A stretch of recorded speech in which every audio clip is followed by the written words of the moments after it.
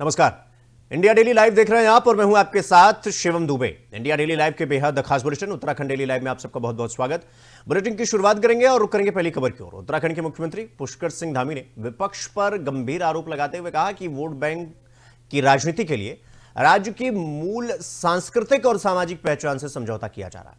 उन्होंने स्पष्ट किया कि सरकार किसी भी ऐसी गतिविधि की अनुमति बिल्कुल नहीं देगी जो राज्य की सांस्कृतिक पहचान और सामाजिक संतुलन के खिलाफ। सीएम धामी ने यह भी कहा कि भूमि जिहाद, लव जिहाद और थूक जिहाद के खिलाफ पहले ही सख्त कदम उठाए जा चुके हैं और आगे भी उठाए जाएंगे। उन्होंने विपक्ष द्वारा मुस्लिम यूनिवर्सिटी बताने जैसे मुद्दों को उठाने पर चिंता जताई और कहा कि सरकार उत्तराखंड की मूल पहचान और जन भावनाओं की रक्षा के लिए हर संभव कदम उठाएगी। देखिए, जिस प्रकार से मामला सामने आया है ये बिल्कुल स्पष्ट हो गया है। ये मुस्लिम यूनिवर्सिटी बनाने की जो बात करते थे उस समय, अगर सरकार में आते तो ये उस प्रकार से उस दिशा में आगे बढ़ते, ये जनता के सामने स्पष्ट हो गया। इसलिए उत्तराखंड में डिजिटल अरेस्ट और साइबर ठगी के बढ़ते मामलों को लेकर पुलिस प्रशासन लगातार लोगों को जागरूक कर रही है। साइबर क्राइम से जुड़े अधिकारी आम जनता से अपील कर रहे हैं कि किसी भी तरह की ठगी होने पर तुरंत 100 नंबर या 1930 पर शिकायत दर्ज करवाएं। एएसपी साइबर क्राइम कुश मिश्रा ने साफ कहा कि डिजिटल अरेस्ट जैसी कोई कानूनी प्रक्रिया नहीं होती और लोग ऐसे कॉल या मैसेज के झांसे में ना आए। उन्होंने बताया कि साइबर ठग निजी जानकारी हासिल करने के लिए फर्जी लिंक व्हाट्सएप और टेलीग्राम ग्रुप्स के जरिए इन्वेस्टमेंट फ्रॉड कर रहे हैं। कुश मिश्रा ने लोगों को अनजान लिंक पर क्लिक न करने और अपना व्यक्तिगत डेटा सुरक्षित रखने की सलाह दी। उन्होंने बताया कि वीपीएन सर्वर और टोर सर्च इंजन के इस्तेमाल से साइबर अपराधियों तक पहुंचना मुश्किल हो गया है और इसलिए सतर्कता रखना बेहद जरूरी है। साथ ही उन्होंने गूगल पर have I been pwned search कर डेटा लीक की जांच करने की सलाह दी है। यानी कि अगर आपको लगता है कि ऐसे प्रकार की गतिविधि आपके फ़ोन में हो रही है जो आपके फ़ोन को अननेसेसरी हार्म कर रहा है तो फिर आप इसकी जो है डायल 100 पे और या 1930 पर तुरंत शिकायत दर्ज कराएं बिना पैनिक किए।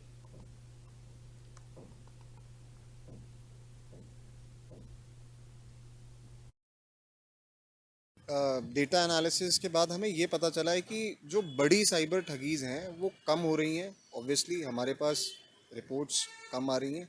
हालांकि थोड़े थोड़े अलग तरीके के साइबर क्राइम्स जैसे आपकी वॉइस स्पूफिंग करके और फिर डिजिटल अरेस्ट के जो हमारे चीज़ें हैं वो सामने आ रही हैं। मैं आपके माध्यम से कॉमन पीपल जनता को यही अपील करना चाहूँगा कि डिजिटल अरेस्ट नाम की कोई चीज़ होती नहीं है, ना पुलिस किसी को डिजिटल अरेस्ट करती है। अगर आपके पास या आपके किसी परिजन के पास ऐसी कोई शिकायत आती है या आपको कोई शक होता है, आपके परिजनों ने आपसे पैसे मांगे कि अचानक से 6 लाख रुपए दे दो, हमें कहीं डलवाने हैं, ज़रूरत है, और वो आपको कारण नहीं बता रहे हैं, तो ज़रूर आप 1930 पे कॉल करिए अपने, या 100 नंबर डायल करके कॉल करिए। जो भी आपको लगता है आप अपने किसी जानकार को बताइए।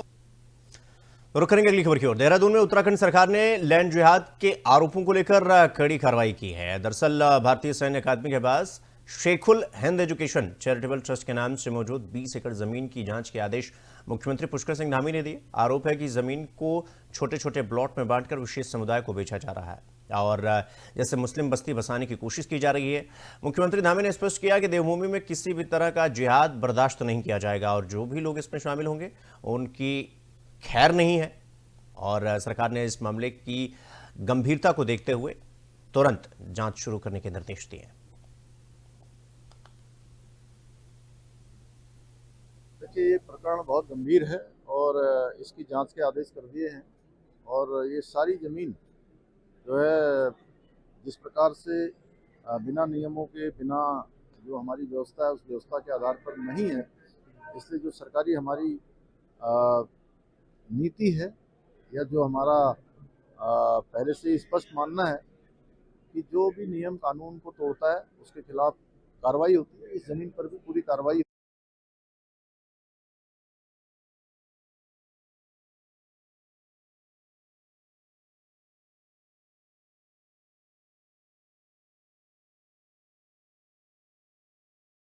ब्यूरो चीफ उत्तराखंड हमारे साथ जुड़ गए हैं। अजय जी, जिस तरीके से मुख्यमंत्री पुष्कर सिंह धामी आक्रामक वे में नजर आ रहे हैं और ये कहा जा रहा है कि भाई जो भारतीय सैन्य अकादमी के पास जो शेखुल हिंद एजुकेशन चैरिटेबल ट्रस्ट है उसके नाम पर 20 एकड़ जमीन मौजूद है जिसे टुकड़ों में बेचा जा रहा है। क्या कुछ ये पूरा मामला है? मुख्यमंत्री क्या कुछ कहना चाहते हैं, किस तरफ इशारा कर रहे हैं, थोड़ा विस्तार से बताइए। देखिए शिवम, मुख्यमंत्री पुष्कर सिंह धामी लगातार इस बात को लेकर के बयान भी दे रहे हैं और सख्त कार्रवाई भी कर रहे हैं कि उत्तराखंड की जो डेमोग्राफिक है उसे चेंज नहीं होने दिया जाएगा और खास तौर पर जो लैंड जिहाद के मामले सामने आ रहे हैं उस पर भी सख्त कार्रवाई करने के निर्देश मुख्यमंत्री लगातार दे रहे हैं। ये जो मामला सामने आया है ये मौलाना मसूद मदनी केस एक से संबंधित एक शिक्षक संस्थान को 2004 में जमीन आवंटित की गई थी। उस समय मुख्यमंत्री एनडी तिवारी थे और उसके बाद से इस जमीन को अब ये सामने आया है, इसकी शिकायत मिली है कि धीरे धीरे कई अन्य लोगों को बेचा जा रहा है, उनको दिया जा रहा है और वहाँ पर एक समुदाय विशेष के जो लोग हैं वो वहाँ पर आवास बना रहे हैं और वहाँ पर उस जमीन का वो उपयोग करना चाहते हैं। तो ऐसे में मुख्यमंत्री पुष्कर सिंह धामी ने इसके जांच के आदेश भी दिए हैं और ये कहा है कि अगर जो नियम के अनुसार नहीं चीजें हैं उस पर वो कार्रवाई करेंगे। और खास तौर पर उत्तराखंड में लगातार जो लैंड जिहाद के मामले हैं वो जब बढ़ भी रहे हैं और जब सामने आ रहे हैं तो वहाँ पर प्रदेश सरकार की ओर से प्रदेश सरकार के स्तर पर एक बड़ा कदम भी उठाया जा रहा है और उन पर जो कार्रवाई हो रही है उसके बाद भी तमाम जो मामले हैं वो अब खुल करके सामने आ रहे हैं। एक शिक्षण संस्थान को अगर कोई जमीन आवंटित की गई है तो वो उसी कार्य के लिए होना चाहिए था या बाकी अन्य जो विकल्प है उस पर काम होना चाहिए था।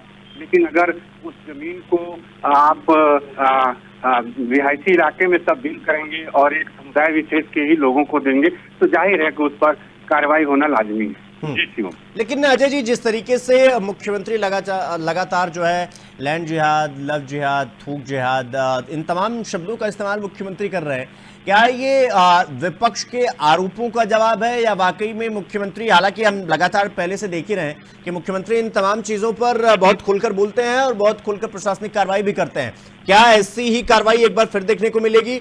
और खास करके ये जो चैरिटेबल ट्रस्ट का नाम आ रहा है कि 20 एकड़ जमीन है और उसको टुकड़ों में करके मुस्लिमों को जो है बांटा जा रहा है, एक बस्ती बसाने की कोशिश की जा रही है जैसा कि मुख्यमंत्री खुद कह रहे हैं, तो मतलब क्या मतलब मुख्यमंत्री क्या चाहते हैं? मतलब किस तरीके की बात है? क्या विपक्ष के आरोपों का रिटेलिएशन है या वाकई में जमीन पर इंप्लीमेंटेशन होता हुआ दिखाई दे रहा है आपको? देखिए शिवम, चूंकि विपक्ष की ओर से तमाम जो विषय है वो सामने लाए जा रहे हैं और सरकार की ओर से अपनी कार्रवाई है वो की जा रही है। खास तौर पर पिछले दिनों आपने देखा होगा कि तमाम जगहों पर जो सरकारी जमीनें हैं उस पर जो कब्जे के मामले सामने आए और सरकारी जमीनों पर मजार इत्यादि बनाने की जो बातें रही हैं वहां पर सख्त कार्रवाई की गई है और 10,000 एकड़ से भी ज्यादा जमीनें जो हैं वो जो फुर्द हुई थी उनको सरकार में निहित की गई है, सरकार ने अपने पास लिया है और ऐसे जो कब्जे थे उन कब्जों को हटाया गया है। इसके बाद विपक्ष की ओर से जाहिर है कि तमाम जो विषय हैं उनको सामने लाया जा रहा है और समय समय पर विपक्ष की ओर से ये बातें कही जा रही है कि आपसी समन्वय बना करके ही देश चलेगा, प्रदेश चलेगा और अमनस्व की स्थिति कहीं भी पैदा न होने दिया जाए, कहीं पर किसी वर्ग विशेष या समुदाय विशेष को ये न लगे कि उनके साथ गलत हो रहा है। तो इस तरह के तमाम बातें विपक्ष की ओर से उठाई जा रही हैं, लेकिन धरातल पर जो चीजें कागज में जो दिख रही हैं और अन्य जो चीजें हैं अलग हैं, तो उस पर एक समन्वय बना करके काम करने के लिए मुख्यमंत्री ने कहा है, अधिकारियों को लगातार वो निर्देश भी दे रहे हैं। लेकिन हम जब इस तरह के जो मामले आते हैं, खास तौर पर मुख्यमंत्री स्तर पर अगर ये बात कही जा रही है कि लैंड जिहाद का विषय हो, थूक जिहाद का विषय हो या डेमोग्राफिक चेंज की बात अगर सामने आ रही है तो जाहिर है कि देवभूमि की जो परंपरा है, देवभूमि की जो विरासत है, संस्कृति है, उसको लेकर के मुख्यमंत्री के स्तर पर ये बात कही जा रही है। और उनका कहना है कि यहाँ की जो डेमोग्राफी है उसमें बदलाव नहीं होने दिया जाएगा, यहाँ की संस्कृति में बदलाव नहीं होने दिया जाएगा। लेकिन ये अलग विषय है और विपक्ष की ओर से जो तमाम सवाल उठाए जा रहे हैं वो अलग विषय है। कुल मिलाकर के जो यहाँ उत्तराखंड में इन दिनों चीजें देखने को मिल रही हैं, जो तथ्य सामने आ रहे हैं, वाकई में सभी लोगों को मिलकर के मंथन करने की जरूरत है कि ऐसे मामले आखिर उत्तराखंड में क्यों सामने आ रहे हैं, ऐसी चीजों पर आखिर कार्रवाई हो रही है तो वो क्यों हो रही है, और कौन से ऐसे लोग हैं जो इन स्थितियों और परिस्थितियों को यहाँ पर बनाने में जुटे हुए हैं। ठीक है अजय जी, बहुत बहुत धन्यवाद आपका हमसे जुड़ने के लिए और खबर पर जानकारी हमारे साथ विस्तार पूर्वक साझा करने के लिए। तो मदनी ट्रस्ट की 20 एकड़ जमीन विवादों में घिर चुकी है और इस ट्रस्ट पर यह आरोप है कि टुकड़े टुकड़ों में इन जमीनों को बेचा जा रहा है और एक बस्ती बसाने की कोशिश की जा रही है। हालांकि मुख्यमंत्री इस पर खुलकर बोलते हुए नजर आए। उन्होंने कहा कि किसी प्रकार का जो जिहाद है वो बर्दाश्त नहीं किया जाएगा। उत्तराखंड की जो ज्योग्राफी है उससे बदलने की कोई कोशिश ना करे और किसी को ये अधिकार नहीं दिया जाएगा। हालांकि अब इस पर इसकी जांच भी बैठ गई है, जांच होगा। अब मुख्यमंत्री पुष्कर सिंह धामी लैंड जिहाद हो, लव जिहाद हो, थूक जिहाद हो, जो भी हो, उस पर खुलकर बोलते हुए नजर आए हैं बिना किसी लाग लपेट के। तो विकासनगर में पान मसाला और गुटखा खाने वालों की जेब पर महंगाई का असर अब साफ तौर पर नजर आने लग गया है। दरअसल हाल ही में पान मसाला और गुटखा के दामों में बढ़ोतरी की गई और जिसके चलते छोटे दुकानदार अब पहले के मुकाबले ज्यादा कीमत पर यह सामान बेचने को मजबूर हैं। बढ़े हुए रेट को लेकर कई जगहों पर ग्राहकों और दुकानदारों के बीच बहस की स्थिति भी देखने को मिल रही है। दुकानदारों का कहना है कि उन्हें होलसेल स्तर पर सामान महंगे दामों पर मिल रहा है और ऐसे में वो भी बढ़ी हुई कीमत ग्राहकों को वसूलने को मजबूर है, यानी कि बेचने पर मजबूर है। ग्राहक अचानक बड़े दामों से नाराज नजर आ रहा है और इसका सीधा असर उनकी जेब पर पड़ रहा है। व्यापारियों के अनुसार आगे भी कीमतों में राहत की कोई उम्मीद फिलहाल नजर नहीं आ रही है। गुटखों के रेट तो असल में हम जो मार्केट से सामान लेने जाते हैं, जिनके पास डीलर जो हमें रेट देते हैं वही रेट हम बेचना पड़ता है बढ़ा के, और बड़ा वही रेट हमें मिल रहा है। और अभी ऐसा कुछ फिर ग्राहक लोग हमसे बहसबाजी करते हैं कि रेट बढ़ा दिया आप लोगों ने। तो लिस्ट आई हुई गुटखों की? अभी फिलहाल तो ऐसा कोई नया MRP नहीं है। तो फिर बहसबाजी क्यों होती है आपके? बहसबाजी तो इसलिए हो रही है ना कि जो बाजार से हम माल लेके आ रहे हैं होलसेल में, वो हमें ओवर रेट में मिल रहा है और ओवर रेट में फिर रिटेल में भी फिर ओवर रेट में ही बेचना पड़ रहा है। इसमें थोड़ा गवर्नमेंट की गलती भी है कि जैसे ही एक्साइज अनाउंस करी गई है कि एक्साइज बढ़ गई है तो उन्हें तुरंत डिसीजन ले लेना चाहिए और नई बिलिंग का माल करा देना चाहिए। उसमें डिले हो रहा है। तो जो छोटे लोग दुकानदार है वो गुटखे इतने महंगे बेच रहे हैं। देखो ऐसा है, ये तो जस्टिफाई हो ही गया है कि रेट बढ़ रहे हैं, तो इसे देख के आम दुकानदार, छोटा दुकानदार थोड़ा रेट बढ़ा देता है। हल्का फुल्की तेजी है, ज्यादा नहीं। सर पूरे गुटखे पे रेट बढ़ा है या कुछ गुटखों पे रेट बढ़ा, कुछ ब्रांडों पे? कुछ कंपनियां माल दे रही थी, जिन्होंने माल दे रखा है मार्केट में, वो पुराने रेट माल बिक रहा है। आपका नाम और आप क्या हो? मेरा नाम विनोद गुप्ता है।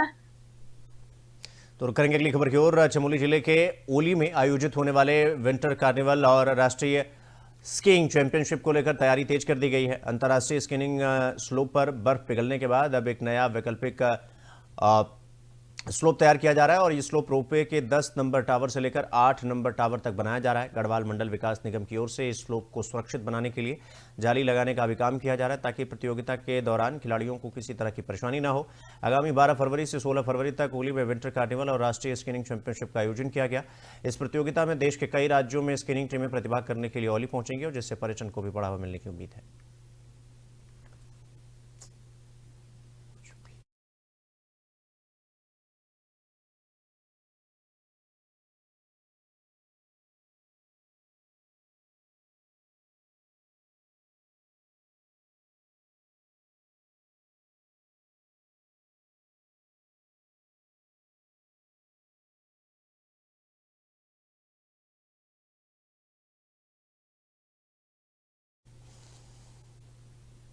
तो देहरादून स्थित दून मेडिकल कॉलेज अस्पताल में मरीजों की सुविधा को ध्यान में रखते हुए ओपीडी पर्चा बनवाने के लिए काउंटरों की संख्या बढ़ा दी गई है और अब अस्पताल में कुल 10 ओपीडी रजिस्ट्रेशन काउंटर बनाए गए हैं जहां मरीज और उनके तीमारदार आसानी से पंजीकरण कराकर ओपीडी का पर्चा बनवा सकते हैं। पहले ग्राउंड फ्लोर पर सिर्फ 6 काउंटर थे, लेकिन अब अलग अलग फ्लोर पर नए काउंटर शुरू कर दिए गए हैं और इससे मरीजों की जो लंबी कतार है उसमें उनको नहीं खड़ा होना पड़ेगा और समय की बचत भी होगी। और इसके साथ ही अस्पताल में ऑनलाइन पंजीकरण और स्कैन एंड शेयर जैसी सुविधाएं भी शुरू कर दी गई हैं और जिससे मरीज घर बैठे रजिस्ट्रेशन कर सकते हैं। अस्पताल प्रशासन का कहना है कि इन व्यवस्थाओं से इलाज की प्रक्रिया और अधिक आसान और सुचारू होगी।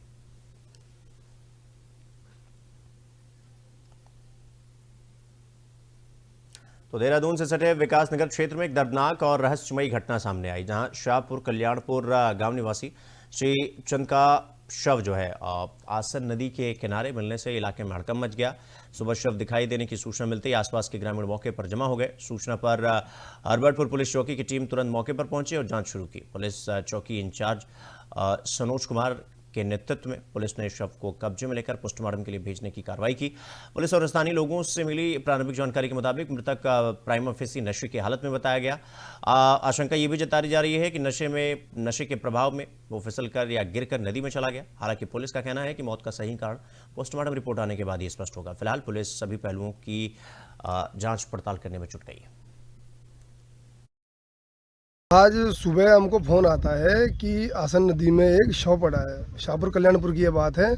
तो हमने जब मौके पर जाकर देखा तो बॉडी अज्ञात थी। तो जब सही तरीके से हमने देखा तो पाया गया कि वो शाहपुर कल्याणपुर का ही व्यक्ति है और उनके पुत्र मोनू उनका नाम है। तो अभी वो नगर पंचायत में काम करते थे, नगर पालिका में, तो अभी रिटायरमेंट हुए थे। तो सूत्रों से पाया गया है कि वो थोड़े नशे के भी आदी थे। तो जिस तरह से कि वो काफ़ी नशा भी करते थे, दारू पीते थे, तो उसी के संबंध में हो सकता है कि वो इधर को टहलने आ गए हो या यहाँ पर बैठ के पी रहे हों। तो अब उनकी बॉडी पानी में मिली है, तो हो सकता है कि मुंह धोने के बहाने या वहाँ गए होंगे तो नदी में गिर गए होंगे, इस वजह से उनकी मौत हो गई है। तो अभी तो यही कारण सामने आ रहा है। बाकी बॉडी को पोस्टमार्टम के लिए भेज दिया गया है। रुक करेंगे अगली खबर की ओर। देहरादून में कांग्रेस नेता हरक सिंह रावत का एक बयान इन दिनों सियासी माहौल में जो है वो चर्चा का विषय बना हुआ है। दरअसल कांग्रेस प्रदेश चुनाव प्रबंधन समिति के अध्यक्ष हरक सिंह रावत ने साफ शब्दों में कहा कि पार्टी में टिकट उसी को मिलेगा जो चुनाव जीतने की स्थिति में होगा, चाहे वो कोई भी बड़ा नेता हो, कितना ही बड़ा और कितना ही करीबी क्यों ना हो। उनका कहना है कि टिकट किसी की दोस्ती या पहचान के आधार पर नहीं बल्कि जमीनी ताकत और जीत की क्षमता के आधार पर तय होता है। हरक सिंह रावत ने यहां तक कि कह दिया कि टिकट राहुल गांधी का भी फाइनल नहीं होता और उन्होंने खुद को पार्टी का सिपाही बताते हुए कहा कि जहां से कोई चुनाव नहीं लड़ेगा वहां से वो खुद मैदान में उतरेंगे। उनका यह बयान 2027 के विधानसभा चुनाव को देखते हुए आया है और जिससे यह साफ है कि कांग्रेस अभी से संगठन और टिकट को लेकर सख्त रुख अपना रही है। देखिए, मैं आज और फिर कह रहा हूं, हमने इस बार मुझसे मेरे पास, क्योंकि मैं चुनाव प्रबंधन समिति का अध्यक्ष हूं, तो लोग मेरे पास रहे साहब टिकट हमारा करा दो, ये करा दो करा दो। मैंने कहा भाई देखो सुन लो, मैं बहुत साफ राजनीति कर रहा हूं कि जो जीतने की स्थिति में होगा हम उसको टिकट देंगे। क्या हरक सिंह रावत का कितना ही करीब हो सकता है, वो गोदयाल के कितने करीब हो सकता है, वो प्रीतम के कितनी करीब हो सकता है, अगर वो जीतने की स्थिति में नहीं है, नई सीट निकालने की स्थिति में नहीं है, तो हम उसको टिकट नहीं देंगे। और मैंने तो माने राहुल गांधी से भी कह दिया, जब अकेले के लिए बैठक हुई हम लोगों की 5-6 जो प्रमुख नेता थे प्रदेश के, तो मैंने माने राहुल जी से भी कह दिया, मैंने राहुल जी हम लोग आपका नाम लेके, खड़गे जी के नाम लेके हमारा टिकट फाइनल है। अरे टिकट कैसे फाइनल हो गया भाई? मैंने कहा राहुल जी टिकट तो आपका भी फाइनल नहीं है। मैंने यही कहा, कोई कर सकता ही हिम्मत राहुल जी से बोलेंगे, मैंने ऐसे कहा। क्या मतलब? मैंने कहा मतलब ये है कि अगर लोग समझा देंगे, पार्टी खड़गे जी वगैरह बड़े बुजुर्ग समझा देंगे राहुल जी आपका चुनाव लड़ना यहाँ से ठीक नहीं है, तो आप मानोगे नहीं मानोगे? हाँ मैं मानूंगा। तो मैंने कैसे। हरिद्वार के मंगलौर क्षेत्र से एक सनसनीखेज मामला सामने आया, जहां मिट्टी उठाने के विवाद ने हिंसक रूप ले लिया। दरअसल मंगलौर के घोसीपुरा गांव में गांव के ही कुछ दबंगों ने युवकों पर लाठी डंडों और अवैध हथियारों से हमला कर दिया। घटना के बाद इलाके में हड़कंप मच गया। पीड़ित पक्ष का यह कहना है कि हाईवे निर्माण के लिए मिट्टी भेजी जा रही थी और इसके लिए उनके पास प्रशासन की अनुमति थी। आरोप है कि गांव के दबंग हाकिम अली गुट इस काम से नाराज थे और काम जारी रखने के बदले पैसों की मांग कर रहे थे। जब मांग पूरी नहीं हुई तो दबंगों ने हमला कर दिया। हमले में कई युवक घायल हो गए, जिनका इलाज अस्पताल में चल रहा है। पुलिस ने मामला दर्ज कर जांच शुरू कर दी है और आरोपियों की भूमिका की जांच चल रही है। मामला यह था जी, हमारे यहाँ परमिशन चालू है। परमिशन में कुछ लोग दबंग आदमी आए और आने के बाद उन्होंने जी यहाँ गुंडाई दिखाई। गुंडाई दिखाने के बाद उसमें से कुछ 2 लोग पहले जो आए थे उनमें से एक हमने पकड़ लिया, एक भाग गया था। उसने फिर बताया कि मुझे जो है हक्कम ने भेजा है और दिलसाद ने और उनके परिवार वालों ने आपको मारने के लिए, सद्दाम और मनोवर को। वो मेरे ताऊ के लड़के हैं, एक चाचा का लड़का है जी। हमने उनको पकड़ लिया था जब उन्होंने बयान दिया वीडियो में के, और उनके पास पिस्टन वो था कट्टा, वो भी मौजूद है, बरामद हुआ जी वो। ये बाईपास की परमिशन चल रही है जी। यहाँ टांडा बाईपास बनना है, अकबरपुर से टांडा मंगलोर को के बाहर का बाईपास है, उसकी परमिशन है जी। ये उसी पे ही जो है ना, इसी विवाद पे इनको चाहिए जी पैसा। ये हर जगह जो है ना जी, कई लोगों को, आसपास के गाँव के लोगों को भी परेशान करता है ये। बार मतलब प्रेशर बनाता है, पैसा दो मुझे। इनसे खनन वालों से जो काम करते हैं उनसे पैसा मांगते हैं। पुलिस की तरफ से चल रहा है जी प्रोसेस, पुलिस की जो भी है अभी कर ही रही पुलिस। हम उनकी सहायता दर्ज कर ली गई। अभी हमारी शिकायत दर्ज नहीं हुई जी। आपकी परमिशन को अवैध बताया जा रहा है? नहीं, हमारी।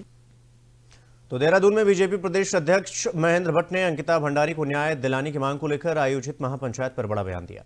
महेंद्र भट्ट ने साफ कहा कि प्रदेश में अब तक जितने भी आंदोलन हुए हैं सभी में सीबीआई जांच की मांग उठी थी और सरकार ने जनता की भावनाओं का सम्मान करते हुए सीबीआई जांच की संस्तुति भी की, जो फिलहाल जारी है।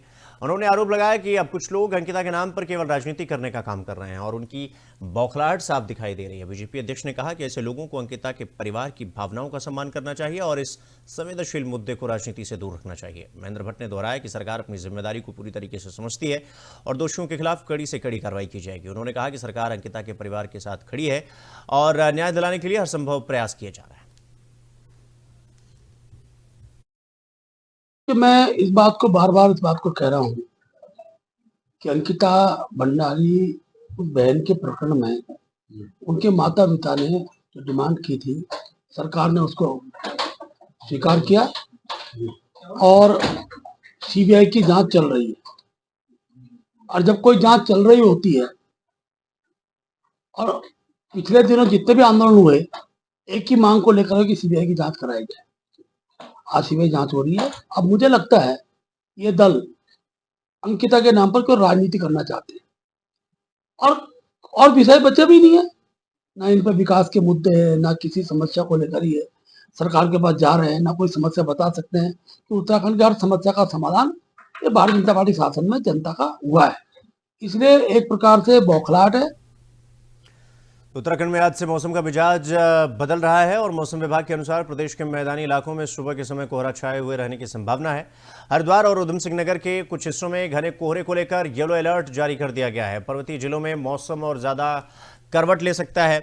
मैदानी इलाकों में घना कोहरा छाया रहेगा। ये बड़ी खबर हम आपको बता रहे हैं, जहां पहाड़ों में बारिश और बर्फबारी का अनुमान मौसम विभाग ने लगाया है।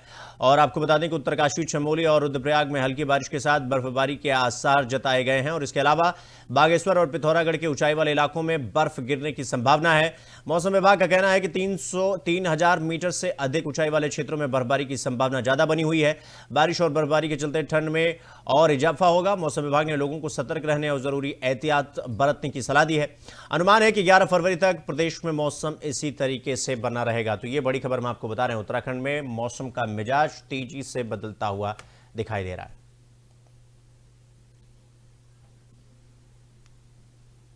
तो उत्तराखंड की खास ट्राउट मछली अब अंतर्राष्ट्रीय बाजार में कदम रखने को जा रही है। लोकल फॉर वोकल से ग्लोबल तक की सोच को साकार करते हुए राज्य सरकार ने यूएई में ट्राउट निर्यात की योजना बनाई है। पहले चरण में 20 टन ट्राउट भेजने का काम तेजी से कर दिया गया है और इसके लिए मत्स्य पालन विभाग खाद्य सुरक्षा और अन्य जरूरी प्रमाण पत्रों की प्रक्रिया में जुटा हुआ है और इस निर्यात से प्रदेश के किसानों को बेहतर दाम मिलने की उम्मीद जताई जा रही है। पर्वतीय जिलों पिथौरागढ़, उत्तरकाशी, चमोली और रुद्रप्रयाग में उत्पादन हो रहा है और राज्य में कुल 1625 रेसवे से 710 मीट्रिक टन ट्राउट का उत्पादन होता है। शुद्ध हिमालयी जलधाराओं में पली ये ट्राउट स्वाद और गुणवत्ता में खास मानी जाती है। हाल ही में दुबई के गल्फ फूड फेयर में उत्तराखंडी ट्राउट को खूब सराहना मिली। मत्स्य पालन विभाग का दावा है कि इस निर्यात से अंतर्राष्ट्रीय बाजार में उत्तराखंड की पहचान और मजबूत होगी।